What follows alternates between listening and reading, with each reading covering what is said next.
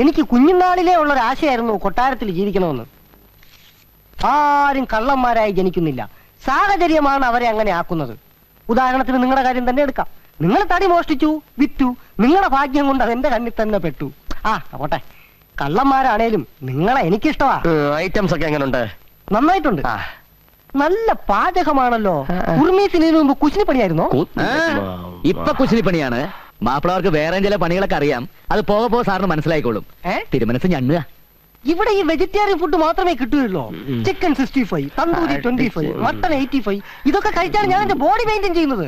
അത് കണ്ടപ്പോഴേ മനസ്സിലായി, ഇത് കൊട്ടാരമാണ്, പച്ചക്കറികളെ പാടുള്ളൂ, കടിച്ചു പറിക്കുന്നൊന്നും പാടില്ല. എന്റെ ആരോഗ്യം തകരാറിലാവുമല്ലോ. ഓക്കെ, മാനേജ് ചെയ്തോളാം.